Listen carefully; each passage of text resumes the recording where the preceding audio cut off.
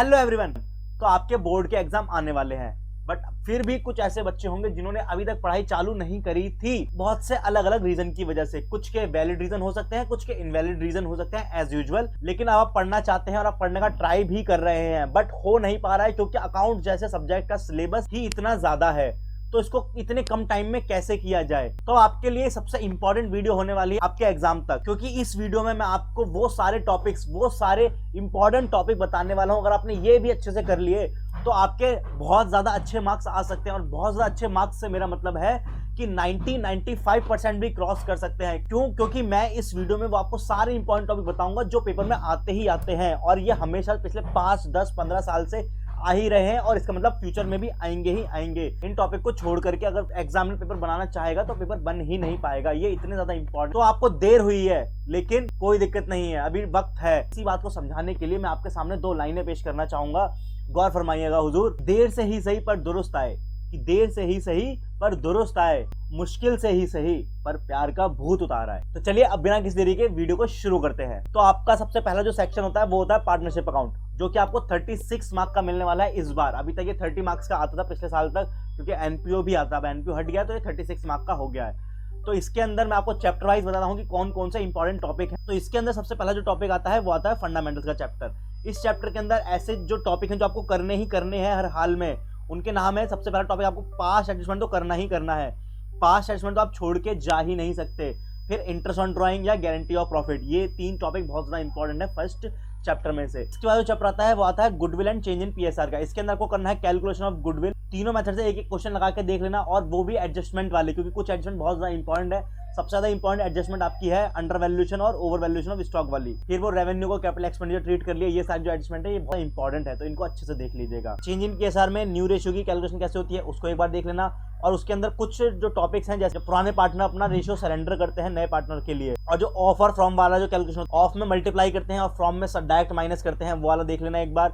और half of A share, जब वो कहता है कि जब कोई नया पार्टनर आ रहा होता है और वो अपने हिस्से का हाफ या कुछ रेशियो के हिसाब से पुराने पार्टनर से लेता है, तो वो वाले क्वेश्चंस को एक बार देख लेना। छोटे छोटे क्वेश्चन है, एक एक मार्क में पूछ लेते हैं। फिर एडमिशन ऑफ पार्टनर के अंदर हमें क्या देखना है, एडमिशन ऑफ पार्टनर के अंदर रिवैल्यूएशन का टॉपिक, प्रीमियम ऑफ गुडविल वाला टॉपिक देख लेना अच्छे से। Partners not able premium in cash, जब जो नया पार्टनर होता है पीएफजी का पैसा लेकर के नहीं आता है, उस केस में क्या करते हैं। इसकी जर्नल एंट्री देख लेना एक बार, जर्नल एंट्री आने के चांसेस बहुत ज्यादा है एडमिशन से। और कैपिटल एडजस्टमेंट, जो लास्ट में 3-4 कैपिटल एडजस्टमेंट वाले टॉपिक हैं उनको देख। हिडन गुडविल कॉन्सेप्ट, और एटलीस्ट 2-3 क्वेश्चन तो जो बड़े वाले फुल फ्लैजेज वाले क्वेश्चन है उनको जरूर करके देख लेना, जिससे क्या होगा, सारा आपको चैप्टर अच्छे से कवर हो जाएगा। छोटी मोटी एडजस्टमेंट होंगी वो अपने आप उसके अंदर आ जाएंगी, क्योंकि इस चैप्टर में से एक तो लॉन्ग क्वेश्चन 6 नंबर का आएगा ही आएगा हर हाल में, वो तो फिक्स है ही, वो तो आना ही आना है।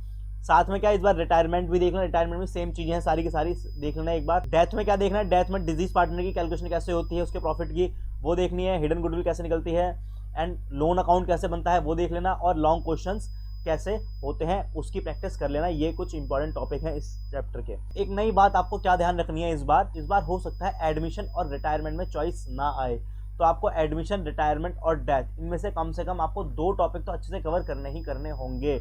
हो सकता है एडमिशन और डेथ का क्वेश्चन कंपलसरी हो, या हो सकता है रिटायरमेंट और डेथ का क्वेश्चन कंपलसरी हो। फिर इसके बाद डिसोल्यूशन का चैप्टर है। डिसोल्यूशन में क्या देखना, रिलायंस अकाउंट कैसे बनता है वो देखना। इसमें से जनरल एंट्री हमेशा इंपॉर्टेंट होती है, तो जनरल एंट्री हर बार की तरह इस बार भी इंपॉर्टेंट है। ध्यान रखना इस बार जो नई अपडेट आई है सीबीएसई की तरफ से, वो जब हम रिलायंस अकाउंट बनाते हैं तो उसमें क्या होता है, टेंजिबल असेट के बारे में अगर क्वेश्चन में कुछ नहीं गिवन है कि वो असेट बिकी है या नहीं बिकी है, तो हम उसको क्या मानेंगे, इस बार उसको हम मानेंगे कि वो असेट बिक चुकी है, उसको बुक वैल्यू पे ही उसको रियलाइज करके कैलकुलेशन बढ़ाएंगे अपनी आगे। तो ध्यान रखना इस पॉइंट को, ये नया पॉइंट ऐड हुआ है इस बार, और हो सकता है इस बार इस पे क्वेश्चन आपसे पूछ लें। रिलेशन एक्सपेंसेस के आपको 4-5 केसेस होते हैं, वो देख लेना अच्छे से। आईएफआर WCR की जो एडजस्टमेंट करते हैं इसके अंदर वो देख लेना उसका क्या करते हैं। तो अगर आपने इन चैप्टर में से ये कुछ चुनिंदा टॉपिक भी कर लिए, तो आपके 36 में से मान के चलो 28 से 30 मार्क्स तो बड़े आराम से आ जाएंगे अगर आपने अच्छे से इनको कवर कर लिया तो। अब बात करते हैं कंपनी अकाउंट की। कंपनी अकाउंट इस बार आपकी 24 मार्क्स की आने वाली है, तो ध्यान रखना 24 मार्क्स के लिए बहुत ज्यादा इंपॉर्टेंट है, और कंटेंट भी बहुत कम है इसके अंदर पढ़ने के लिए, सिर्फ 2 ही चैप्टर पढ़ने हैं आपको। तो पहला जो चैप्टर हमें पढ़ना होता है इशू ऑफ शेयर का, उसके अंदर हमें क्या पढ़ना है, issue of share consideration other than cash. जो अदर देन कैश वाली जो एंट्रीज होती है उनमें क्या क्या एंट्रीज करनी होती है, सिंपल क्वेश्चन होता है, 3 से 4 एंट्री होती है मैक्सिमम, तो वो आराम से आपका हो जाएगा। फिर बैलेंस शीट प्रिपेयर करते हैं इस चैप्टर के अंदर, 3 नंबर में वो पूछ लेता है बैलेंस शीट प्रिपेयर करके दिखा दो, जिसके अंदर आपको क्या करना होता है, सिर्फ आपको कैपिटल का ही अमाउंट निकाल के दिखाना होता है, वो वाली बैलेंस शीट पूछता है आपसे। कैपिटल अकाउंट का बैलेंस दिखा दो, यानी कि शेयर होल्डर फंड क्या है इसके अंदर शेड्यूल 3 के हिसाब से। और फॉरफीचर एंड री इशू वाला कॉन्सेप्ट तो पूछेगा ही पूछेगा, इसमें से हमेशा पूछना ही है उसको। आपसे कैपिटल रिजर्व की कैलकुलेशन करवा लेगा वो, 1 नंबर में भी करवाएगा एमसीक्यू में, और लॉन्ग क्वेश्चन में तो ही करवाएगा। और इसलिए कहते हैं कि लॉन्ग क्वेश्चन की प्रैक्टिस कर लेना। इसमें से भी आपको 6 नंबर का एक क्वेश्चन तो देखने को मिलेगा ही मिलेगा। इसमें से जो 6 नंबर का क्वेश्चन आएगा वो आपका प्रोराटा वाला आएगा, तो ध्यान रखना प्रोराटा वाला जो कॉन्सेप्ट होता है वो अच्छे से करके जाना, उसमें से आपको 6 नंबर मिलेंगे ही मिलेंगे। तो प्रोराटा वाला कॉन्सेप्ट ध्यान रखना। जो आपका सेकंड चैप्टर है इस बुक का, ये बिल्कुल सिंपल है। अगर आपने शेयर वाला चैप्टर अच्छे से कवर कर रखा है तो डिबेंचर वाला चैप्टर आपको बहुत आसानी से कवर हो जाता है। इसके अंदर आपको सेम ही एंट्रीज पास करनी होती है, बस शेयर की जगह डिबेंचर आ जाता है, और इसमें तो कैपिटल वाला कॉन्सेप्ट भी नहीं होता है, तो आपको आसान हो ही जाता है। फिर भी इसमें तो कुछ इंपॉर्टेंट टॉपिक हम छांट के निकालें, किस टॉपिक की एंट्रीज हमें कर लेनी चाहिए। एक तो कोलेटरल सिक्योरिटी वाली जो एंट्रीज होती हैं वो अच्छे से कर लेना, और issue of debenture in terms of redemption, ये वाला कॉन्सेप्ट कर लेना कि रिडम्पशन प्रीमियम पे हो रहा है, पार पे हो रहा है, तो अच्छे से कर लेना, इसमें एंट्रीज क्या बनती हैं। और इंटरेस्ट ऑन डिबेंचर, इतना भी कर लोगे तो 24 नंबर आपको बड़े आराम से पूरे के पूरे कवर हो जाएंगे इसमें। तो अब चलते हैं आपकी थर्ड बुक पर। एक चैप्टर आपका ऑलरेडी डिलीट हो ही चुका है, तो आपको क्या करना है, गिनती के 4 चैप्टर पढ़ने हैं, उसमें से भी 2 तो आपके स्टार्टिंग की। थर्ड बुक आपकी एनालिसिस ऑफ फाइनेंशियल स्टेटमेंट वाली, इसकी आपकी 20 मार्क्स की होने वाली है। इसके अंदर से आपको सिर्फ 4 चैप्टर पढ़ने हैं। 4 चैप्टर में भी बहुत ही कम सिलेबस बचता है। देखो पहला चैप्टर जो है आपका फाइनेंशियल स्टेटमेंट ऑफ कंपनी, इसके अंदर आपको जो शुरू के दोनों थ्योरेटिकल चैप्टर वो मैंने इसके अंदर आपको ऐड करके दिखा दिए हैं। इसके अंदर आपको क्या पढ़ना है, फॉर्मेट देखना है, प्रॉफिट एंड लॉस अकाउंट में के अंदर क्या क्या आता है, हेडिंग के अंदर क्या आता है, सब हेड्स के अंदर क्या आता है वो देखना है, और शेड्यूल 3 के हिसाब से बैलेंस शीट के अंदर क्या क्या आते हैं ये देखना। और फर्स्ट चैप्टर जो आपका बेनिफिट और इंपॉर्टेंस और फीचर्स वगैरह जो दे रखे हैं उनकी थ्योरी पढ़ लेना, वो अपने आप में इंपॉर्टेंट है, थोड़ी सी 3 नंबर का पूछेंगे उसमें से। फिर अच्छे चैप्टर हैं जिनको आपको करने में मजा आता है। पहला चैप्टर आपका रेशियो वाला चैप्टर, रेशियो में कुछ इंपॉर्टेंट रेशियोज आपको बताने वाला हूँ, और कुछ नए रेशियो ऐड हुए हैं इस बार, बहुत से बच्चों को ये पता ही नहीं होगा। सबसे पहले हम रेशियो में बात करें तो करंट रेशियो आपको आना चाहिए अच्छे से, क्विक रेशियो, आईटीआर यानी inventory turnover ratio, WCTR working capital turnover ratio, ICR interest coverage ratio, total assets to debt ratio, proprietary ratio, operating ratio और ऑपरेटिंग प्रॉफिट रेशियो, दोनों को अच्छे से पढ़ लेना। दोनों में थोड़ा सा फर्क होता है, ध्यान रखना। Operating ratio and operating profit ratio, net profit ratio and return on capital employed. इसके बाद हमारे आते हैं जो नए रेशियोज ऐड हुए हैं इस बार। सबसे पहले ऐड हुआ है debt to capital employed, fixed assets turnover ratio and net assets turnover ratio. तो आपका ये वाला जो है डेट टू कैपिटल एम्प्लॉयड वाला, ये तो आपका ऐड हुआ है सॉल्वेंसी रेशियो के अंदर, और बचे दोनों जो रेशियो टर्नओवर वाले ये आपके ऐड हुए एक्टिविटी रेशियो के अंदर। एक नंबर में ये भी पूछेगा कि इंक्रीज डिक्रीज या नो चेंज वाले जो रेशियोज होते हैं उसमें क्या फर्क पड़ा है, वो आपको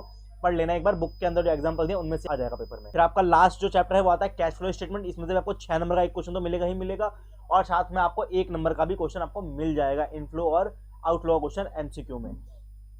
तो इसके अंदर आपको तो फॉर्मेट बनता है, ये सिंपल है, बस जो एडजस्टमेंट होती है, कौन इतनी सारी एडजस्टमेंट है, कुछ ऐसी एडजस्टमेंट है जो हमें अच्छे से आनी चाहिए। तो असेट अकाउंट वाली आएगी ही आएगी, साथ में डेप्रिसिएशन लगता है उस पर वो वाली भी, और प्रोविजन फॉर डेप वाला अकाउंट बना के जो हम एडजस्टमेंट लगाते हैं वो देख लेना। ये तो इंपॉर्टेंट है, ये तो होगी ही होगी।